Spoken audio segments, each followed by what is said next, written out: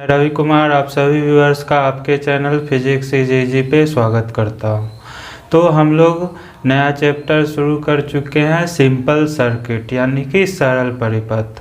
और सरल परिपथ का सबसे इम्पोर्टेंट भाग आपका है सेल, जो कि परिपथ में आवेश को प्रवाहित करने का काम करता है। तो लास्ट क्लास में हम लोग किसी सेल के विद्युत वाहक बल या ईएमएफ के विषय में काफ़ी चर्चा किए थे। तो लास्ट क्लास आपका इंट्रोडक्शन क्लास था और यह चीज़ अच्छा से माइंड में डाल लीजिए कि हम लोग सरल परिपथ पढ़ रहे हैं, तो नाम ही है इसका सरल। तो उसी तरह से यह चैप्टर भी एकदम सरल है, सिंपल है, बशर्ते कि आप लोग कॉन्सेप्ट को थोड़ा सा समझने का कोशिश कीजिएगा। तो जल्दी से हम लोग देखते हैं, चर्चा किए थे कि अगर कोई बैटरी था, इस तरह से कोई सेल था, तो सेल में क्या कर रहे थे कि दो डिफरेंट मेटल का प्लेट था, उसमें कुछ इलेक्ट्रोलाइट सॉल्यूशन इस तरह से भरा हुआ था। हमने कहा था कि एक प्लेट को नाम दे दीजिए ए, दूसरे को नाम दे दीजिए बी। तो क्या देखे थे कि सेल का मटेरियल जो है या बैटरी मटेरियल जो है या किसी आवेश प्लस क्यू को बल लगाता था Fb, और यह Fb बल क्या करता था, तो आवेश प्लस क्यू को ऋण प्लेट से धन प्लेट की ओर खींच के ले जाता था। तो इस पे आपका धीरे धीरे पॉजिटिव चार्ज इस तरह से जमा होते रहता था, इधर आपका निगेटिव चार्ज जमा होते रहता था। ये सब चर्चा हम लोग कर चुके थे। तो हमको पता है कि अगर इधर धन आवेश इधर ऋण आवेश यानी कि एक पोटेंशियल डिफरेंस पैदा हो रहा है, तो इसके अंदर भी एक इलेक्ट्रिक फील्ड पैदा हो जाएगा और इलेक्ट्रिक फील्ड अब इस आवेश क्यू पे क्या करेगा, तो यह जो बैटरी बल लगा रहा था Fb, उसके अपोजिट डायरेक्शन में बल लगाने लग रहा था Fb। तो जब स्टेडी स्टेट में पहुंच जाता था, यानी कि सेल कोई बाहरी कोई परिपथ से जुड़ा हुआ नहीं था, तो एक ऐसा स्टेट आता था कि यह आपका Fb जो बैटरी का बल था वह किसके बराबर हो जा रहा था, Fe, जो कि यह आवेश दोनों प्लेट पे जमा हो रहा था, जिसके कारण यह विद्युत क्षेत्र E पैदा हो रहा था जो Fb के अपोजिट डायरेक्शन में लग रहा था। तो ऑब्वियस सी बात है कि जैसे जैसे आवेश बढ़ेगा E स्ट्रांग होगा, यानी Fe भी स्ट्रांग होते जाएगा। और एक कंडीशन आ रहा था कि Fb बराबर Fe हो जा रहा था। और यह किसके बराबर हो जाएगा, तो आपको पता है कि कोई आवेश Q है, विद्युत क्षेत्र E है, तो उस पर बल कितना लगेगा, Q इंटू ई बल रहेगा। तो यह हम लोग लास्ट क्लास में अच्छा से पढ़े थे।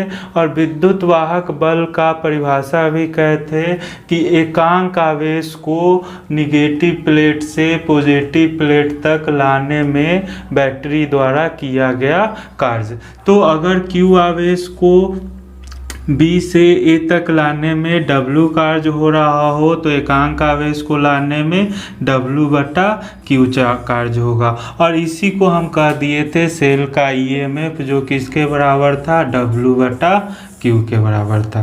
तो यहाँ तक भी हम लोग लास्ट क्लास में चर्चा किए थे। अब यहाँ से आगे थोड़ा सा हम लोग चर्चा करेंगे। यह भी हम लोग चर्चा कर चुके थे कि अगर बल आपका QE है, तो यह कार्य, जबकि सेल आपका ओपन सर्किट में हो, सेल आपका खुला परिपथ में हो, तो कार्य हेक्साई यानी कि W बराबर क्या हो जाएगा, बल गुने विस्थापन। बीच का दूरी हम कहे थे कि प्लेट के बीच का दूरी D मान लीजिए, तो बल आपका हो गया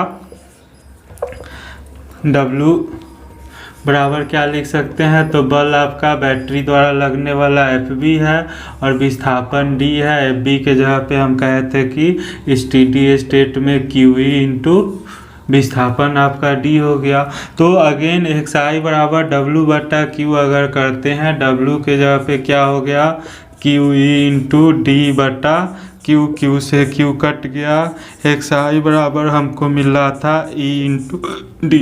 सबको पता है कि E इंटू D किसके बराबर होता है, V के बराबर होता है। V आपका क्या है, तो प्लेट A और B का जो यह टर्मिनल है A और B, इस दोनों के बीच का विभवांतर हो गया V। यानी कि विद्युत वाहक बल E बराबर था टर्मिनल विभवांतर V के कब हो रहा था यह, तो जब परिपथ आपका खुला हुआ था यानी सेल से कोई धारा नहीं ली जा रही थी। टर्मिनल विभवांतर किसको कहेंगे यह भी समझ लीजिए। यहीं पे हम लोग देख लेते हैं कि मान लीजिए कि यही आपका बैटरी है, अभी इससे कोई धारा नहीं ली जा रही थी, तो इसका प्लेट A और प्लेट B के बीच का विभवांतर क्या कहलाएगा, टर्मिनल विभवांतर भी कहलाएगा। अब मान लो कि इससे हम कोई प्रतिरोध जोड़ दिए, इस तरह से कोई वायर चालक तार से इस तरह से आपका कोई प्रतिरोध R जोड़ दिए, यहाँ पर एक चाबी भी लगा दिए, कुंजी इसको कह लीजिए कि, या इसको स्विच कह लीजिए, जब आपको इच्छा करेगा इसको खोल या बंद सकते हैं। तो जैसे ही अब बैटरी से धारा प्रवाहित होने लगा, ध्यान दीजिएगा, तो जब बैटरी से मान लीजिए कि विद्युत धारा I प्रवाहित होने लगा, मतलब क्या होगा इसको भी अच्छी तरह से समझना है। तो आपको पता है कि चालक के अंदर आवेश जो है वह किसके द्वारा प्रवाहित होता है, मुक्त इलेक्ट्रॉन के द्वारा। तो जैसे ही दोनों परिपथ आप स्विच को बंद करते हैं, परिपथ पूरा होता है। एक्चुअल में क्या होगा कि इलेक्ट्रॉन आपका प्लेट B से निकल के और इस डायरेक्शन में आपका प्लेट A तक आना शुरू होगा। इस तरह से इलेक्ट्रॉन तार से प्रवाहित होते हुए और प्लेट A तक आना शुरू होगा। लेकिन जो कन्वेंशनल करंट है वह पारंपरिक रूप से इलेक्ट्रॉन के प्रवाह के विपरीत दिशा में माना जाता है। तो अगर इधर से इलेक्ट्रॉन यानी कि ऋण आवेश प्रवाहित हो रहा है, तो उसी का इक्विवेलेंट हम कह सकते हैं कि अगर B से A की ओर इलेक्ट्रॉन प्रवाहित हो रहा है, मतलब A से B की ओर प्लस चार्ज Q प्रवाहित हो रहा है। तो हमेशा ध्यान रखिएगा कि विद्युत धारा की दिशा क्या होता है, तो ऋण आवेश के प्रवाह के विपरीत दिशा में। तो ऋण आवेश एक्चुअल में B से A की ओर आ रहा है, लेकिन करंट हम कैसे मानते हैं, तो A से B की ओर मानते हैं, उसी का इक्विवेलेंट ले लेते हैं। तो यह भी क्लियर हमको करके चलना है। अब जैसे ही आपने स्विच बंद किया, यह विद्युत धारा I इस तरह से परिपथ से प्रवाहित होने लगा, और यह धारा I आपका बाह्य प्रतिरोध R से भी प्रवाहित होगा, और साथ ही यह सेल का जो विद्युत अपघट्ट है इससे भी होके धारा आपका क्या प्रवाहित होगा, I ही प्रवाहित होगा। इस चीज को समझना जरूरी है, तभी हम लोग सेल के आंतरिक प्रतिरोध या इंटरनल रेजिस्टेंस को समझ पाएंगे। तो सबसे पहले प्रतिरोध हम लोग जानते हैं कि क्या होता था। तो विद्युत धारा, अगर यह मान लीजिए कोई चालक है, इससे विद्युत धारा प्रवाहित होती थी, तो आवेश के प्रवाह में कुछ बाधा उत्पन्न होता था, जो इलेक्ट्रॉन वगैरह चालक से टकराता था, तो आवेश के प्रवाह में या धारा के प्रवाह में बाधा उत्पन्न होता था। यह तो क्लियर था। तो अगर यह धारा I अगर बाह्य प्रतिरोध R से प्रवाहित हुआ, तो इसमें भी आपका क्या हुआ, तो पर इसका प्रतिरोध R है, मतलब क्या है कि आवेश के प्रवाह में या धारा के प्रवाह में कुछ बाधा उत्पन्न हो रहा है। ठीक इसी तरह से जैसे बाह्य प्रतिरोध R है, जब यही धारा सेल के अंदर आपका अपघट्ट से प्रवाहित होगा, विद्युत अपघट्ट जो भरा हुआ है, तो उससे भी प्रवाहित होने में कुछ तो वो अपना प्रतिरोध या रेजिस्टेंस दिखाएगा। इसके अंदर भी आयन है, तो आयन एक दूसरे से टकराएंगे या आवेश के मार्ग में बाधा उत्पन्न करेंगे। और इस क्रम में क्या होगा, तो यह जो पहले जब आपको सेल से कोई धारा नहीं ले रहे थे या परिपथ खुला था, तब सेल का टोटल EMF और टर्मिनल विभवांतर भी दोनों क्या था, बराबर था। EMF ही क्या था, तो सेल को आवेश को एक प्लेट से दूसरे प्लेट तक प्रवाहित करने की क्षमता था। आपको पहले ही कहे थे कि EMF कोई बल नहीं है, वास्तव में क्या है, तो एकांक आवेश को, एकांक धन आवेश को सेल के निगेटिव टर्मिनल से पॉजिटिव टर्मिनल तक ले जाने में सेल द्वारा किया गया कार्य है। हमेशा ध्यान में रखिएगा कि EMF क्या है, आपका कार्य है। या तो क्लियर है। और किसमें कार्य है, तो एकांक आवेश को या तो अगर परिपथ में बाह्य परिपथ से जुड़ा हुआ है तो एकांक आवेश को पूरे परिपथ में प्रवाहित करने में किया गया कार्य है, और अगर ओपन सर्किट में है तो एकांक आवेश को ऋण प्लेट से धन प्लेट तक लाने में किया गया कार्य ही सेल का क्या था, ईएमएफ था। तो ओपन सर्किट में ई बराबर क्या हो रहा था, भी मिल रहा था, क्योंकि कोई धारा प्रवाहित नहीं हो रही थी। तो टोटल सेल का विद्युत वाहक बल बराबर हमको क्या मिल रहा था, टर्मिनल पोटेंशियल डिफरेंस, यानी कि बिंदु ए और बिंदु बी के बीच का पोटेंशियल डिफरेंस जो किसके बराबर था, भी के बराबर था। और अगर धारा आई प्रवाहित हो रहा था तो आप कह सकते थे भी बराबर क्या है, आई आर। तो जब धारा अगर प्रवाहित हो रहा है तब आप कह सकते हैं V बराबर आई आर, यानी कि इस प्रतिरोध बाह्य प्रतिरोध जो R है उसके क्रॉस अगर धारा I प्रवाहित हुआ तो पोटेंशियल लॉस यानी विभव में ह्रास कितना हो गया, IR के बराबर हो गया, जो कि किसके बराबर है, तो आपका टर्मिनल पोटेंशियल डिफरेंस यानी A और B के बीच के पोटेंशियल डिफरेंस के बराबर। बहुत इंपॉर्टेंट पॉइंट है स्टूडेंट्स, थोड़ा सा यहाँ पे फोकस कर लीजिए कि हम क्या करना चाह रहे हैं कि टोटल विद्युत वाहक बल क्या है, सेल का हेक्साई है। टोटल विद्युत वाहक बल हेक्साई है जो कि टर्मिनल पोटेंशियल डिफरेंस भी के बराबर है। लेकिन कब बराबर है, जब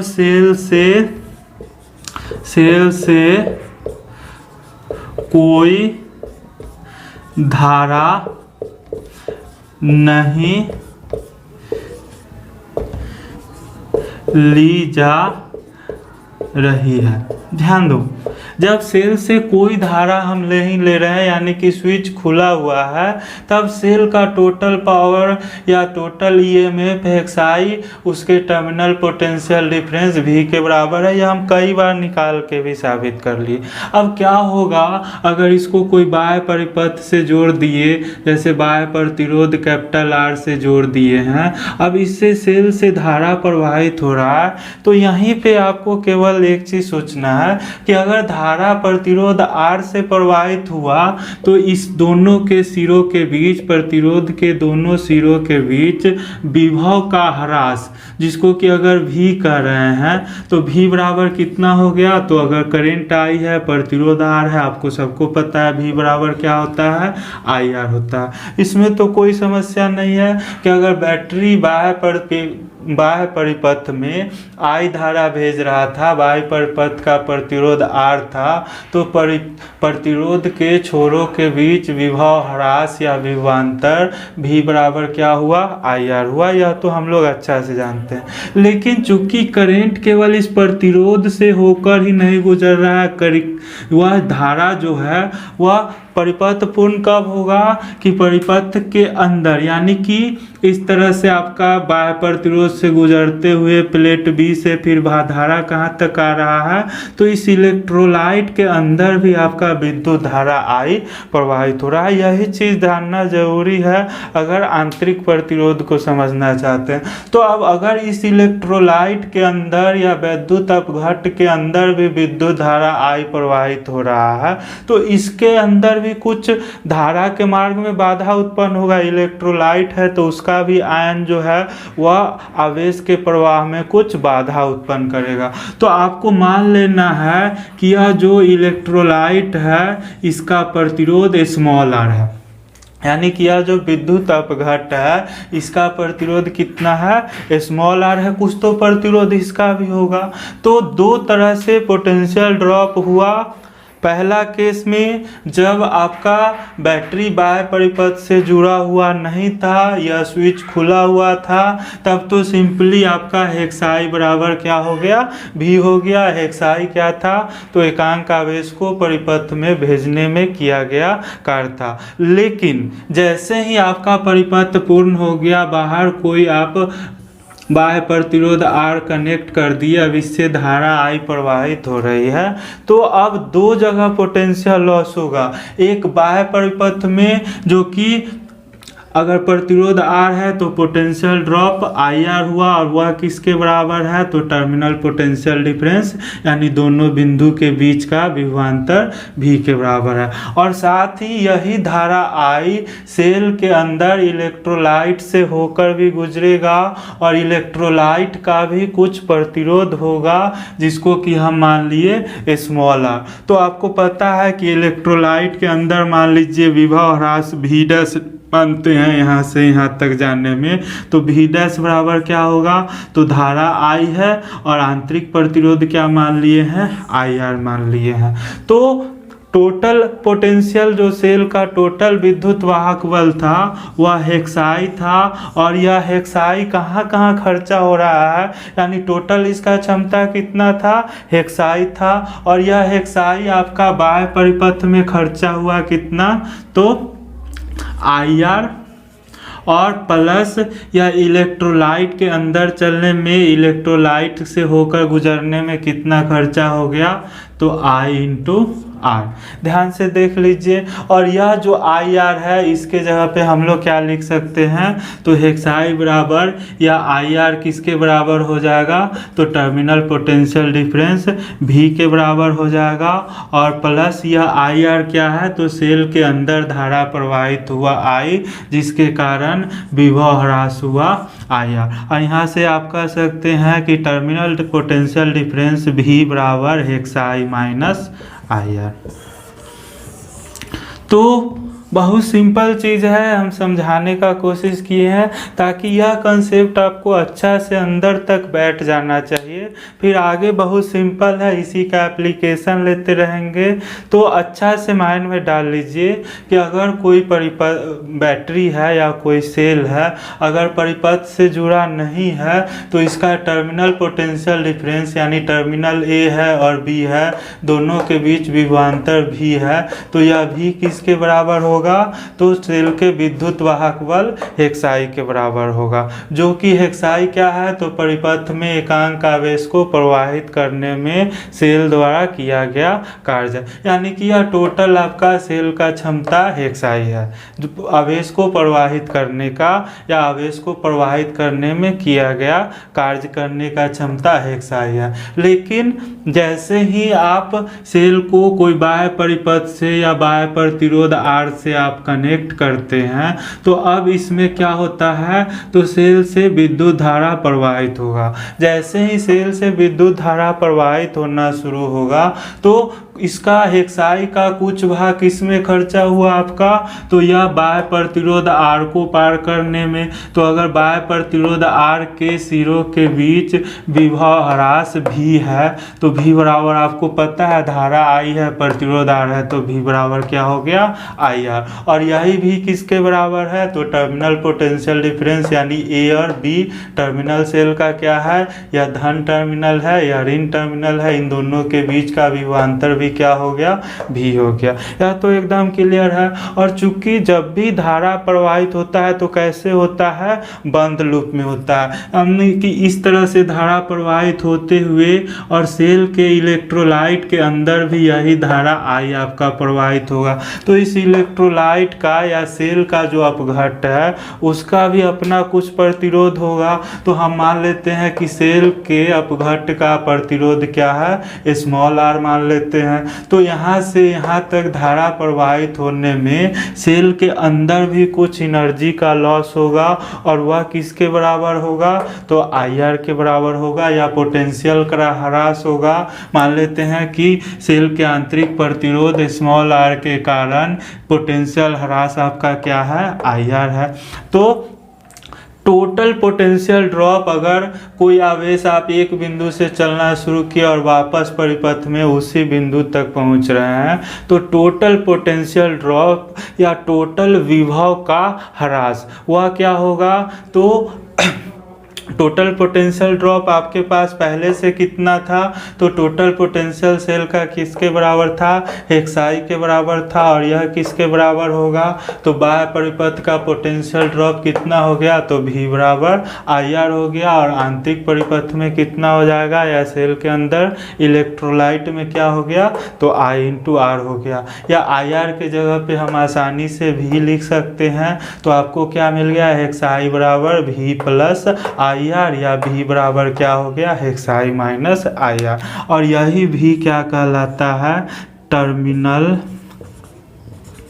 टर्मिनल पोटेंशियल।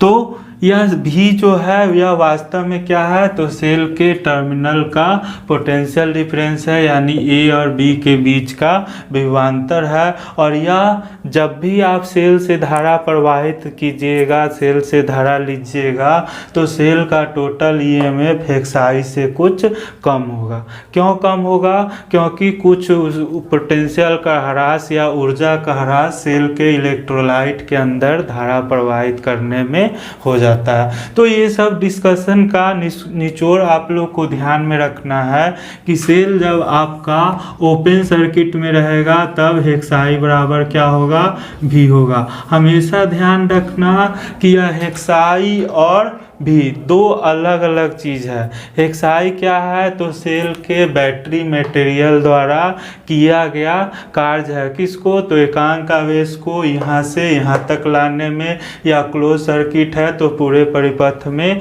एक बार प्रवाहित करने में। जबकि सेल का विभवांतर भी क्या है, तो दोनों टर्मिनल जो है सेल का ए और बी, इन दोनों के बीच का विभवांतर है। तो दोनों दो डिफरेंट चीज़ है, उसके बीच में हम अंतर भी आप लोग को लिखवा देंगे। लेकिन पहला चीज यह याद रखना है कि सेल का विद्युत वाहक बल xi ओपन सर्किट में जब सेल से कोई धारा नहीं ली जा रही है तो वह सेल के टर्मिनल विभवांतर v के बराबर होगा। यह आपका पहला केस है। जैसे ही सेल में या विद्युत सेल को आप कोई बाह्य परिपथ से जोड़ देते हैं, अब इससे क्या होगा, धारा I प्रवाहित होने लगेगा। और उस केस में सेल का टर्मिनल विभवांतर भी बराबर हो जाएगा xi माइनस IR। अच्छी तरह से यह दोनों टर्म आपको ध्यान में बैठा लेना है, दोनों का काफ़ी एप्लीकेशन लेंगे।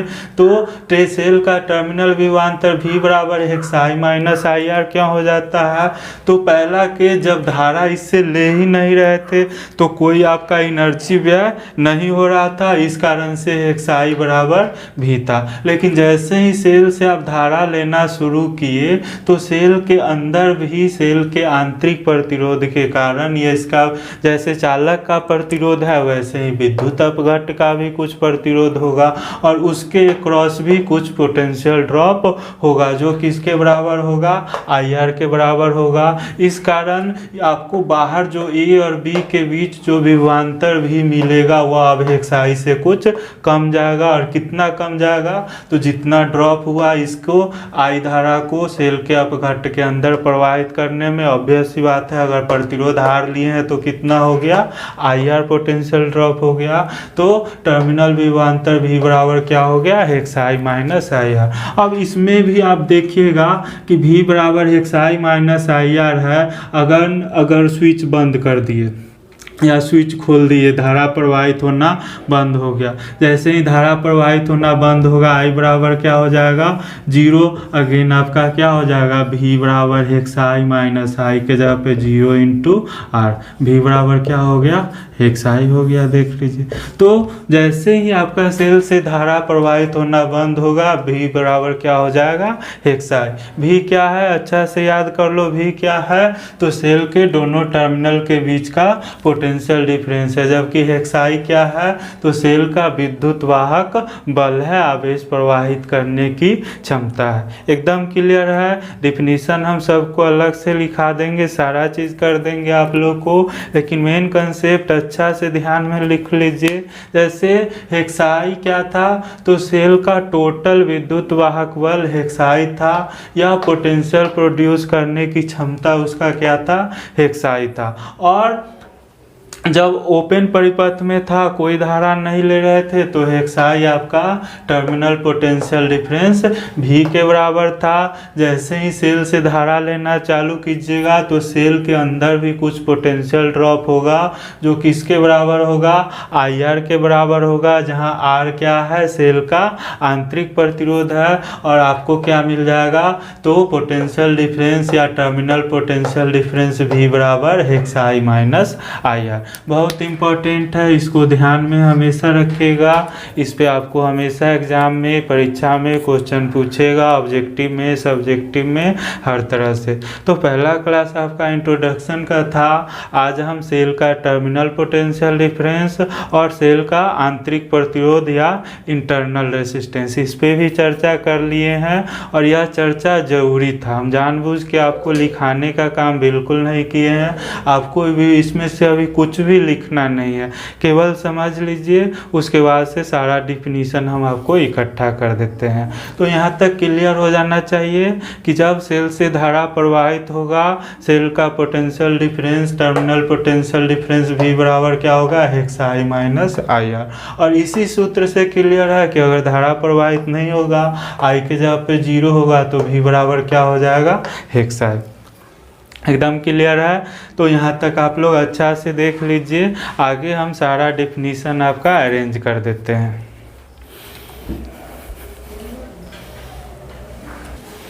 तो यहाँ पे देख लीजिए कि टर्मिनल विभवांतर किसको कहेंगे।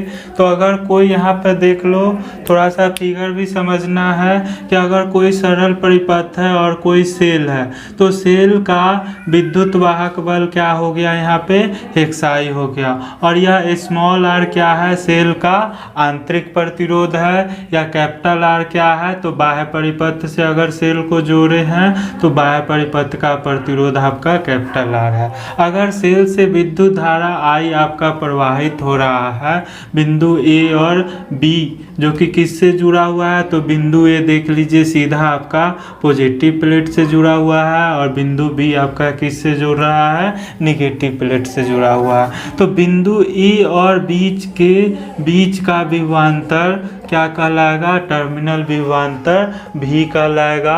और आपको पता है कि अगर सेल का टोटल EMF हेक्साई है, तो यह किसके बराबर होगा, यानी टोटल सेल का EMF हेक्साई है, यह बराबर होगा, तो बाह्य परिपथ के क्रॉस पोटेंशियल ड्रॉप क्या हो जाएगा, IR। और सेल के अंदर अगर आंतरिक प्रतिरोध R है, धारा आपका प्रवाहित हो रहा है I, तो सेल के अंदर कितना पोटेंशियल ड्रॉप हो जाएगा, IR।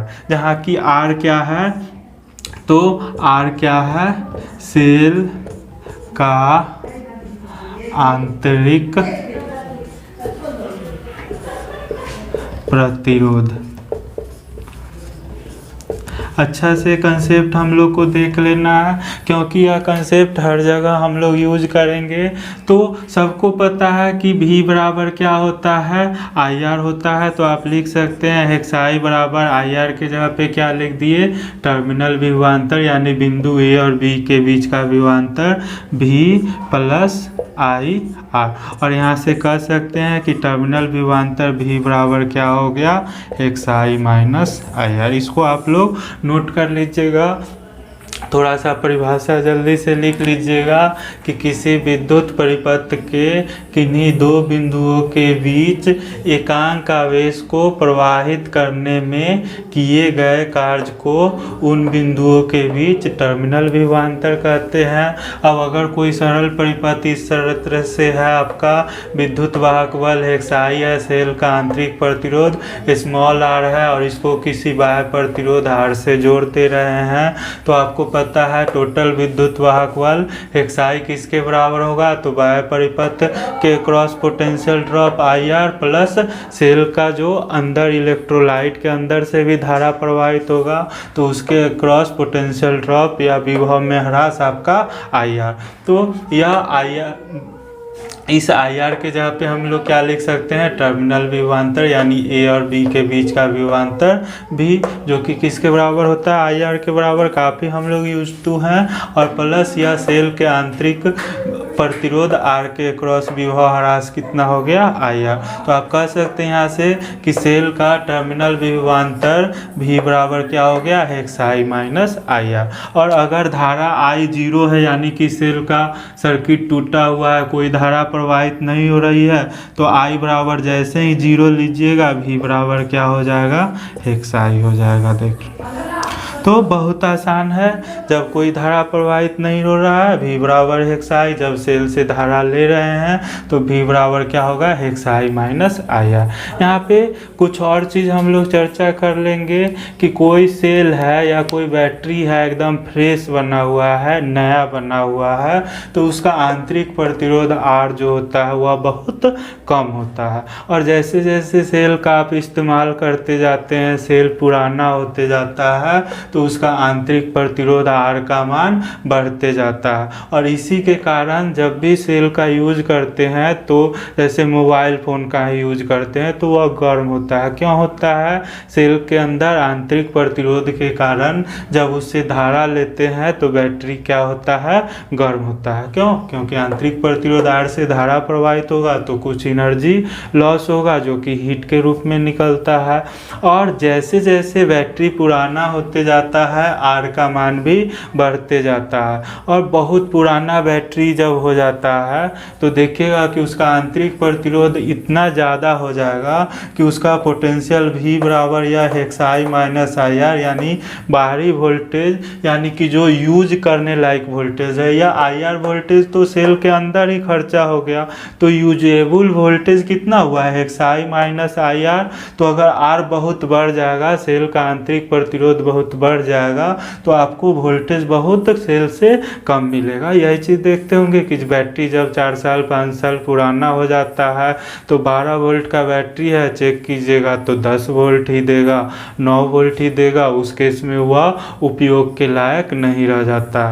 तो बहुत इंटरेस्टिंग चीज़ है, हमेशा ध्यान रखिएगा कि यह विद्युत वाहक बल हेक्स आई और टर्मिनल विभवांतर भी दोनों बिल्कुल दो अलग अलग चीज़ है। और कोई बैटरी चाहे कितना भी पुराना हो जाए, ध्यान रखिएगा बहुत पुराना बैटरी हो गया उससे कोई आप काम नहीं कर सकते हैं, क्योंकि उसका टर्मिनल विभवांतर भी बहुत कम गया है, क्योंकि उसका आंतरिक प्रतिरोध R बहुत बढ़ गया। लेकिन उसके बावजूद भी उसका EMF E ज्यों का त्यों बना रहता है। यह ध्यान रखिएगा कि चाहे बैटरी डेड भी हो गया हो, खराब भी हो गया हो, लेकिन उसका EMF हेक्स आई पर कोई प्रभाव नहीं पड़ता।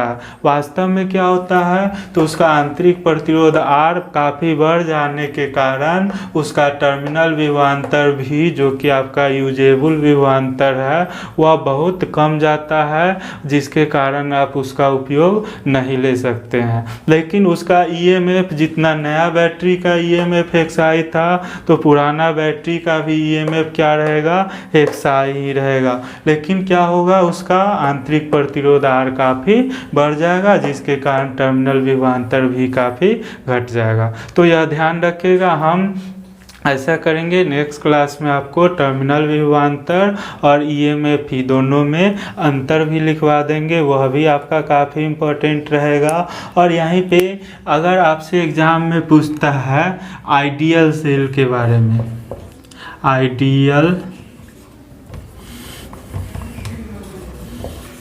आइडियल सेल या आदर्श सेल, आदर्श सेल, तो इसको समझ लीजिए। चूँकि हम लोग आंतरिक रेजिस्टेंस R के बारे में पढ़ ही चुके हैं कि सेल के विद्युत अपघट्ट का आंतरिक प्रतिरोध R है, तो जिसके कारण उसके अंदर भी कुछ विभव ह्रास IR होता है और एक्चुअल पोटेंशियल भी बराबर मिलता है एक्स आई माइनस IR। तो आपसे कहेगा कि कोई आइडियल सेल या आदर्श सेल किसे कहेंगे, तो उस सेल को कहते हैं आइडियल सेल या आदर्श सेल, उस सेल को कहते हैं जिसका आंतरिक प्रतिरोध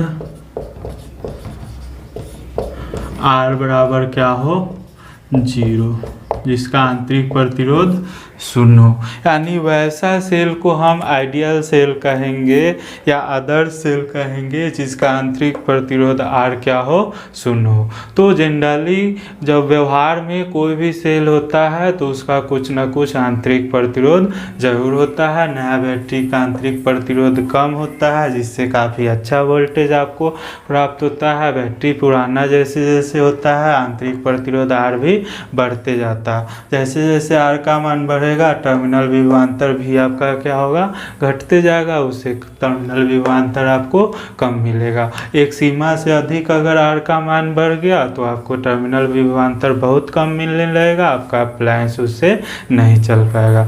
तो यहाँ तक हम लोग अच्छा से क्लियरली समझ चुके हैं।